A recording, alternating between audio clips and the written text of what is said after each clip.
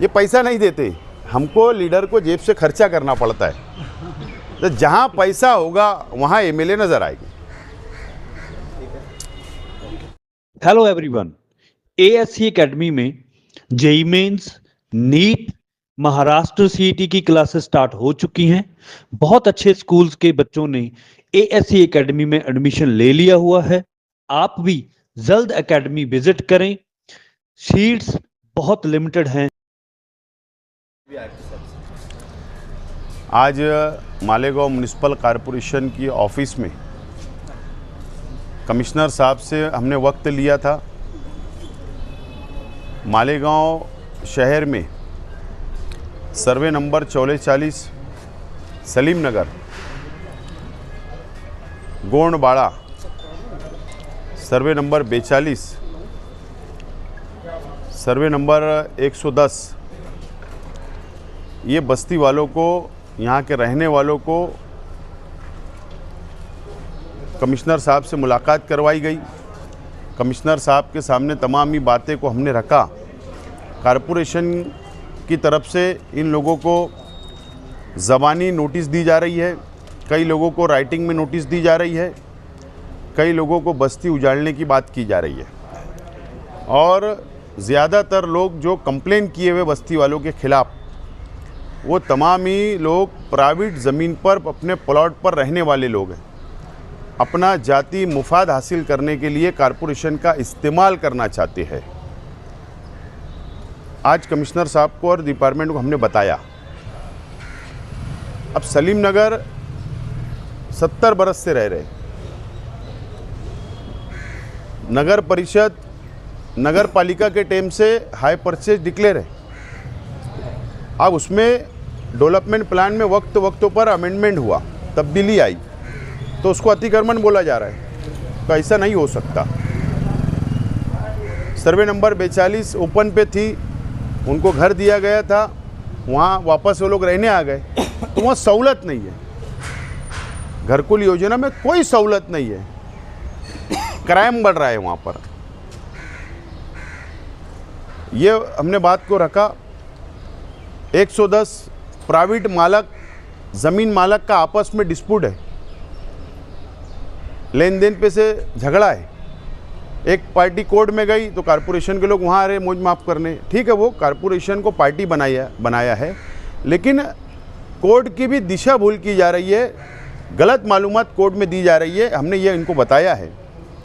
तो ऐसे तमाम ही दलील हमने झोपड़पट्टी के ताल्लुक से दी है। कमिश्नर साहब को कहा कि वन साइड कोई कार्रवाई नहीं होना चाहिए। हमारी बात भी हम राइटिंग में देने की हमारी बात हुई, हम तमाम ही लोगों की राइटिंग में हम लोग जवाब 2-3 दिन के अंदर देंगे। और हमने कहा है कि बस्तियों को ना उजाड़ा जाए। कमिश्नर साहब ने यकीन दिलाया है कि सबके साथ इंसाफ होगा, ना इंसाफ़ी किसी के साथ नहीं होगी, और कॉरपोरेशन कोई भी ज़मीन या प्लाट मालिक के इस्तेमाल में नहीं आएगी, इस तरीके का यकीन उन्होंने दिलाया। 110 का टेक्निकल विषय क्या है?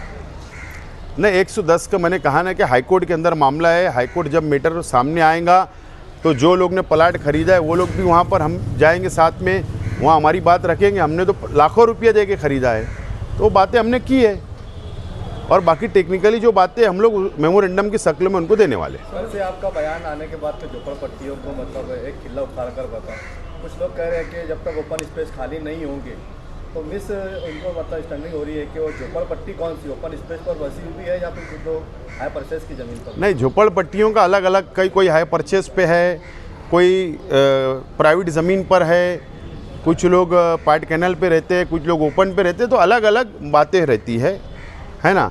जैसा मैंने जो ऐलान किया कि सलीम नगर झोपड़पट्टी को कोई हाथ लगा के बताए, तो मुझे पता है कि वो हाई परचेस डिक्लेयर है ना, कानूनी बात है, तो ऐसी बात है। बहरहाल ओपन स्पेस क्यों, जो लोग बसे हुए हैं वो गरीब लोग हैं, उनके बारे में कॉरपोरेशन ने सोचना चाहिए। उजाड़ने से पहले उनको एतमाद में लेना चाहिए, भरोसा उनको दिलाना चाहिए कि उनको पर्यायी जगह दी जाएगी या नहीं दी जाएगी। नंबर 1, मैं उस चीज़ के खिलाफ हूँ अगर ओपन स्पेस पे कोई धंधा व्यापार कोई करता है।